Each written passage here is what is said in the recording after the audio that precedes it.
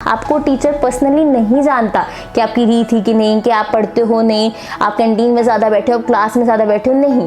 वो आपकी शीट देख के ही आपको मार्क्स देने वाला है। शीट ऐसी बनानी है कि उसको इतना कॉन्फिडेंस हो जाए, मतलब कोई क्वेश्चन नहीं भी आता ना, इतना नीट एंड क्लीन अपनी लैंग्वेज डालो। कोई भी प्रैक्टिकल का पेपर चेक करा टीचर, उसके पास एक क्वेश्चन पेपर होता है, उसमें आंसर की होते हैं, मेन पॉइंट्स, फॉर्मूला और उसमें आंसर लिखा होता है। तो टीचर पहले देखता है कि कौन सा क्वेश्चन अटेम्प्ट करे है, ताकि वो क्वेश्चन पेपर से वो answer. Hi everyone, this is Bharti, welcome to my channel dream maths. और आज हम डिस्कस करने वाले हैं बहुत इंपॉर्टेंट चीज के बारे में। हम हर टाइम ये सोचते हैं कि पढ़ना कैसे है, कैसे फटाफट से सिलेबस कंप्लीट हो जाए, कैसे किसी तरह अच्छे मार्क्स आ जाए, या कोई सोचता है कि कैसे मैं बस पास हो जाऊं। बट हम ये नहीं सोचते कि जब हम पेपर देने जा रहे हैं, उस पेपर में ऐसी क्या चीजें लिखे या कैसे रिप्रेजेंट करें कि चेक करने वाला बस हमें मार्क्स देता जाए। ये बहुत इंपॉर्टेंट चीज है। मैं आपको बहुत बार बता चुकी हूँ कि कोई भी जो भी आपका पेपर चेक कर रहा है, कोई भी पूरा पेपर नहीं रीड कर रहा, वो बहुत इंपॉर्टेंट चीजें देखते जा रहा है। वो इंपॉर्टेंट उस टीचर के लिए क्या चीजें, अगर हमें पता लग जाए कि जो टीचर हमारा पेपर चेक कर रहा है वो क्या चीजें देख के पेपर चेक कर रहा है, अगर हम भी उन्हीं चीजों पे ध्यान दे के काम करना शुरू कर दें, तो क्या हमारे मार्क्स नहीं आएंगे? बहुत सिंपल सी बात है। देखो, प्रोफेसर्स हैं, उन्हें बंडल्स मिलते हैं पेपर चेक करने के लिए, ठीक है ना। वो चेक कर रहे हैं, वो आपको पर्सनली नहीं जानते, उन्हें नहीं पता कल रात को आपने पढ़ के आज पेपर में लिखा है या आप बहुत टाइम पहले से तैयारी कर रहे थे। वो तो बस वो देखते हैं जो आप शीट पे लिखते हो। तो अगर आप शीट पे चीजें बहुत अच्छे से प्रेजेंट कर रहे हो, बहुत अच्छे से काम कर रहे हो, तो आपको वो मार्क्स देंगे। अब देखो, कई बार सिर्फ और सिर्फ हम पढ़ने में ध्यान दे रहे हैं और हमें लगता है हम अच्छा पढ़ के गए थे, पेपर में अच्छा लिख के आए, सही लिख के आए, लेकिन उतने मार्क्स नहीं है जितने हमें चाहिए, क्योंकि आपकी पेपर में प्रेजेंटेशन और वो 2-3 पॉइंट्स जिसका ध्यान रख के आप टीचर से बहुत ईजिली मार्क्स ले सकते हो, उन पे ध्यान नहीं दिया, इसलिए आपके मार्क्स नहीं आ रहे। तो आज हम डिस्कस करेंगे वो 2 से 3 पॉइंट्स जिस पे आप ध्यान दे के अपनी आंसर शीट को टीचर के लिए बना सकते हो, ताकि वो आपको मार्क्स देता जाए। बहुत इंपॉर्टेंट चीज है ये। हमें लगता है कि, मेरे को भी एक टाइम पे ऐसा लगता था कि अगर मेरा मैथ्स में क्वेश्चन ठीक है तो टीचर को सिर्फ आंसर देखना चाहिए और फॉर्मूला देखना चाहिए। वो मतलब प्रेजेंटेशन पे मैं ध्यान नहीं देती थी, मैं राइटिंग पे ध्यान नहीं देती थी, जो भी है बस फटाफट लिखते जाओ, बस सही होना चाहिए। बट एक टाइम ऐसा है कि मैंने रियलाइज किया, नहीं, प्रेजेंटेशन का फर्क पड़ता है। टीचर को जितना इजी होगा पेपर चेक करना, उतने अच्छे मार्क्स आपके आएंगे।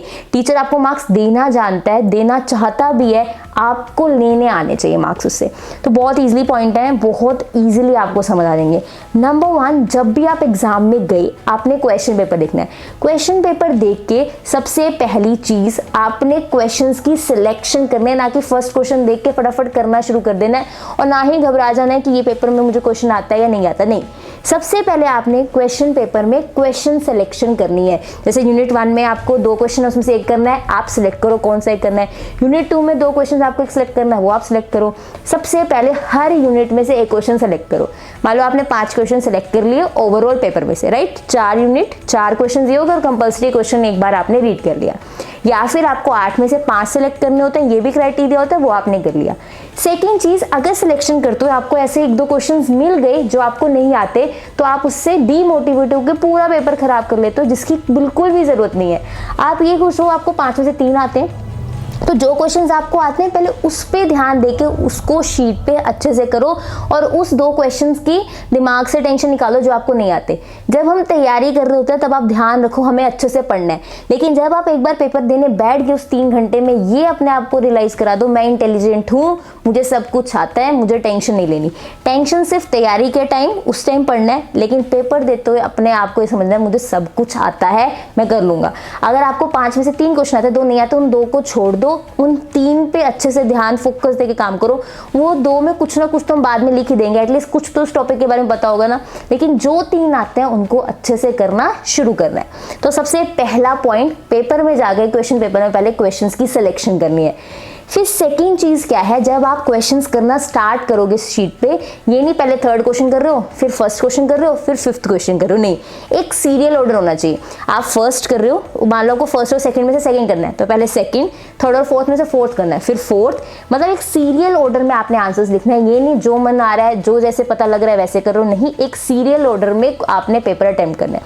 सेकेंड चीज़, अगर आप थ्योरी का पेपर अटेम्प्ट कर रहे हो तो आपने क्या करना है, उसमें पहले इंट्रोडक्शन डालनी है, फिर आपने डेफिनेशन लिखना है कि मैं डेफिनेशन लिख रहा हूँ, फिर उसके बाद हेडिंग, सब हेडिंग्स, ये सारे डिफरेंट कलर के पेन से आपने हेडिंग्स देनी है। जैसे इंट्रोडक्शन लिख रहे हो, सबसे पहले इंट्रोडक्शन लिखो ब्लैक कलर के पेन से, अंदर ब्लू कलर से इंट्रोडक्शन डाल दो।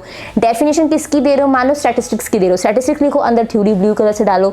उसके बाद मान लो आप यूजेस बता रहे हो, नीड्स बता रहे हो, नीड्स आपने ब्लैक पेन से लिखा, उसकी नीड्स की हेडिंग्स जो है वो ब्लैक पेन से लिखी, एक्सप्लेनेशन ब्लू से डाल रहे हो। इससे टीचर सिर्फ और सिर्फ जो ब्लैक हाईलाइटेड चीजें उनको पढ़ेगा, अगर वो ठीक है वो मार्क्स देता हो जाएगा। वो इतना फ्री नहीं है कि एक एक चीज पढ़ने वाला है। और ये चीज का ध्यान रखो, टीचर कोई भी एक लाइन एक उठा के पढ़ता है, सारा सारा पेपर नहीं पढ़ने वाला। तो अगर आप अच्छे से प्रेजेंटेशन करते चल रहे हो, उसका कॉन्फिडेंस आपकी शीट को देख के आ जाता है, हाँ बच्चा पढ़ के है, प्रेजेंटेशन बहुत अच्छी की हुई है। सेकेंड चीज, कटिंग अवॉइड करो। आपका 2 शीट्स हैं, वो कोई लाइन नहीं पढ़ेगा, लेकिन जिस लाइन में कटिंग है वो जाके जरूर पढ़ेगा कि बच्चे ने यहाँ क्या लिखना था, क्या लिख दिया। मतलब वहां पे आप कटिंग करके टीचर को बुलाते हो कि आओ ये मेरी लाइन चेक करो। तो कटिंग तो आपने अवॉइड करनी। अब आप कहोगे कि कटिंग तो होगी एग्जाम में, जब हम कुछ गलत करें कटिंग तो करेंगे, लेकिन कटिंग करते हुए भी आप पूरा उस पर इतना अच्छे से ड्रॉ करके आते हो कि बहुत अट्रैक्टिव लाइन बना देते हो। नहीं, अगर कुछ गलत हो गया, हल्का सा ऐसे एक बार कट किया और आगे लिखना शुरू कर दिया। ओवर राइटिंग नहीं करनी, उसके ऊपर ऊपर नहीं लिखना, कट करके उसके ऊपर नहीं लिखना, हल्का सा कट करके आगे लाइन कंटिन्यू कर देनी है। ऐसे आपने कटिंग करनी है। टीचर को बुलाना नहीं, आके लाइन देखो ये मेरी गलती हो गई। अगर आप कटिंग कर रहे हो तो टीचर चेक करते हो, पक्का उस लाइन को जाके जरूर पढ़ता है। तो इसलिए आपने नीट एंड क्लीन लिखना है, 2 पेन यूज करने हैं, क्वेश्चन सिलेक्शन मैंने पहले ही बता दी है, और कटिंग को अवॉइड करना है। ये 3-4 पॉइंट्स आपको लग रहे होंगे ये आप बहुत पहले से जानते हो, लेकिन इस टाइम आके हम ध्यान ही नहीं देते। कोई बात नहीं, बस जैसे ही पेपर होने दो, नहीं टेंशन बिल्कुल नहीं लेनी। क्वेश्चन नहीं आता कोई, जो आते हैं उन पे ध्यान देके उन्हें करना शुरू करो। जो क्वेश्चन नहीं आता उसमें एटलीस्ट कुछ तो पता होगा, उसको अटेम्प्ट जरूर करके आओ। ये सब मैंने आपको बताया कि थ्योरी के पेपर को कैसे अटेम्प्ट करना है। ऐसे ही आ जाओ प्रैक्टिकल के पेपर पे। मैथ्स हो गया, स्टैट्स हो गया, प्रोग्रामिंग हो गया, इनके पेपर को कैसे अटेम्प्ट करते हैं। टीचर इन पेपर्स में क्या देखता है, टीचर देखता है कि आपने स्टेटमेंट ध्यान से पढ़ी है कि नहीं, ताकि आप गिवन चीज वहां पे अच्छे से नोट डाउन कर पा रहे हो कि नहीं। 336 लिखा है, आप 363 तो नहीं नोट कर रहे। 445 लिखा है, आप 454 तो नहीं नोट कर रहे। एग्जैक्ट स्टेटमेंट पहले आपने ध्यान से नोट की होनी चाहिए। उसके बाद आपने अच्छे से सोल्यूशन जिसमें फॉर्मूला ठीक होना चाहिए, और एंड में आपका आंसर। टीचर आपकी स्टेटमेंट, उसके बाद फॉर्मूला, एंड फॉर्मूला के बाद आंसर देखता है। स्टेटमेंट से कहने का क्या मतलब है कि आप इसमें भी आपने सबसे पहले ये सेम थ्योरी वाले स्टेप्स अपनाने हैं, थ्योरी वाले स्टेप्स फॉलो करने हैं। नंबर 1, जैसे ही पेपर आया आपने क्वेश्चन की सिलेक्शन करनी है जिसपे आप कॉन्फिडेंट हो ये क्वेश्चंस मुझे अच्छे से आते हैं। ये नहीं सेक्शन 1 का एक क्वेश्चन उठाया, फिर यूनिट 1 का एक क्वेश्चन उठाया आपने, फिर यूनिट 1 का आप कह रहे हो फर्स्ट क्वेश्चन तो मेरे से नहीं हो रहा, मैं अब सेकंड ट्राई कर लेता हूं। नहीं, पहले आप कॉन्फिडेंट होने चाहिए कि आपको फर्स्ट आता है या सेकंड, चाहे रफली पीछे हल्का सा करके देख लो, लेकिन आपने कटिंग अवॉइड करनी है। ये नहीं फर्स्ट करना शुरू किया, नहीं नहीं ये नहीं हो रहा, उसको क्रॉस करो फिर सेकंड चलेगी, नहीं ऐसा नहीं करना। तो यूनिट 1 में जो क्वेश्चन आपने चूज किया है उसको प्रॉपरली लिखा, यूनिट 2 में जो क्वेश्चन चूज किया उसको प्रॉपरली लिखा। ऐसे पहले आपने चूज, जो सिलेक्शन है बहुत इंपॉर्टेंट रोल प्ले करती है। सेकंड, वही सीरियल ऑर्डर में क्वेश्चन करना है, फर्स्ट के बाद जो भी आपको क्वेश्चन आ रहे हैं, सेकंड पहले चूज किया, फिर 5th चूज किया, फिर 8th चूज किया, ये नहीं बीच में 8th के बाद फिर 5th करो, नहीं, एक सीरियल ऑर्डर में क्वेश्चन होने चाहिए।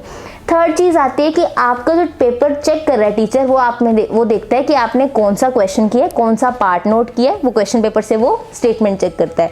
स्टेटमेंट चेक करने का मतलब हाँ इस क्वेश्चन का आंसर मैंने इसके साथ मैच करना है। सेकंड चीज क्या है, उनके पास क्या होता है क्वेश्चन, जैसे क्वेश्चन पेपर है, कोई भी प्रैक्टिकल का पेपर चेक कर रहा है टीचर, उसके पास एक क्वेश्चन पेपर होता है, उसमें आंसर की होते हैं मेन पॉइंट्स, फॉर्मूला, और उसमें आंसर लिखा होता है। तो टीचर पहले देखता है कि कौन सा क्वेश्चन ये अटेम्प्ट कर रहा है, ताकि वो क्वेश्चन पेपर से वो आंसर मैच कर पाए, फॉर्मूला मैच कर पाए।